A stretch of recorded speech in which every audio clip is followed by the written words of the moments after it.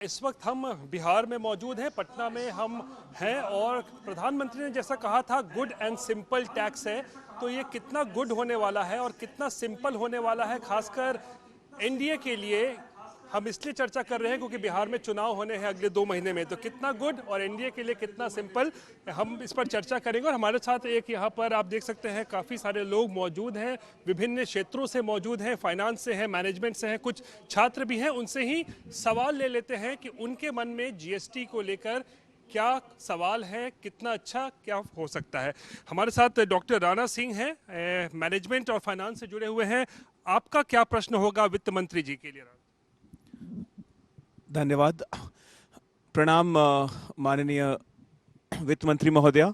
मेरा प्रश्न यह है कि जो टैक्स स्लैब में हम लोगों ने कमी की है, तो इसका पूरा पूरा फायदा कस्टमर्स और लास्ट माइल जो स्टेक होल्डर्स हैं उस तक पहुंचे, उसके लिए मॉनिटरिंग एंड इवैल्यूएशन फ्रेमवर्क क्या है? कई बार ऐसा होता है कि टैक्स में जो कमी हुई तो कॉर्पोरेट जो कंपनीज हैं वो अपना रेट बढ़ा देते हैं ताकि कस्टमर्स को उतना ही प्राइस रहता है। तो मॉनिटरिंग एंड इवैल्यूएशन फ्रेमवर्क पर क्या तैयारी है? Over to you.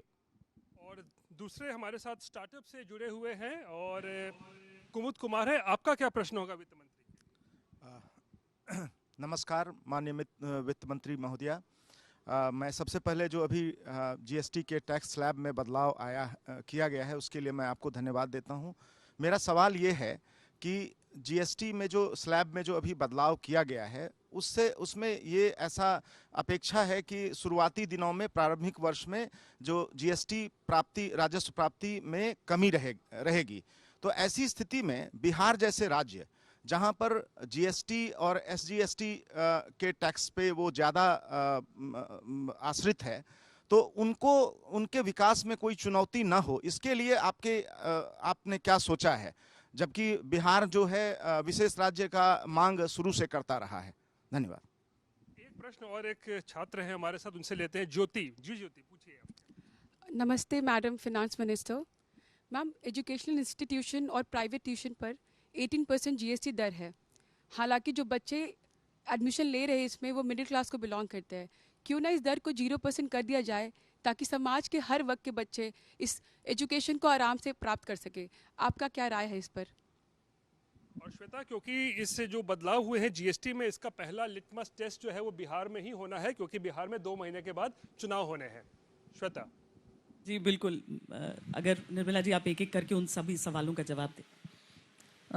पहले क्योंकि बिहार और बिहार के जनता के सामने ये प्रश्न उठाया जा रहे हैं, आपको छठ मैया से पहले और दीपावली से पहले जैसे माननीय प्रधानमंत्री जी ने रेड फोर्ट से आदेश दिया है, वैसे ये डबल धमाका बिहार को मिल रही है, पूरे देश को मिल रही है।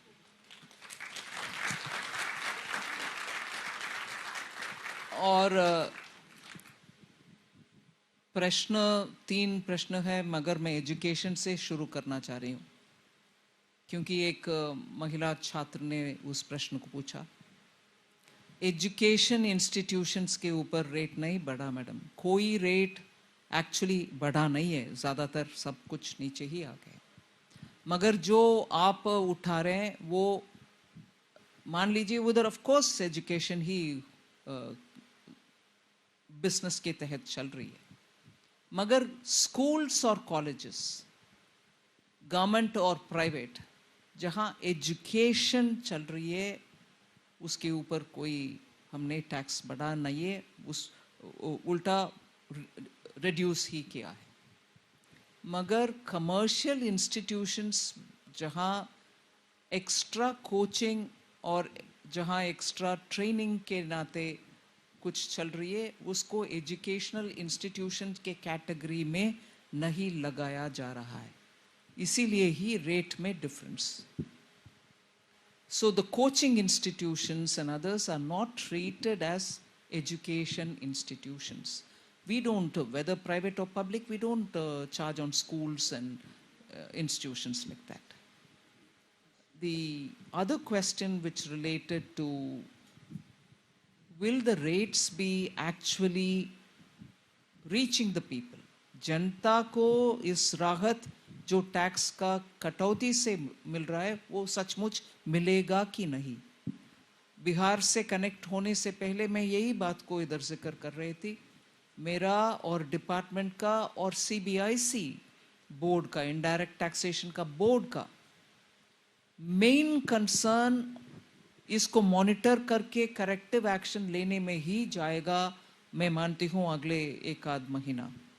हम सितंबर 22 के लिए इंतज़ार नहीं कर रहे हैं, मगर इंडस्ट्री लोगों से बात कर रहे हैं, इंश्योरेंस कंपनी से बात कर रहे हैं, मेडिकल इक्विपमेंट्स सेल करने वाले से बात कर रहे हैं, मैन्युफैक्चरर से बात कर रहे हैं कि सचमुच ये रेट रिडक्शन, जहां जीएसटी काउंसिल में हर राज्य के वित्त मंत्री बैठते हैं और मंजूरी दिया इसको, सचमुच जनता तक पहुंचना चाहिए। इसके ऊपर हम हर एक से बात कर रहे हैं।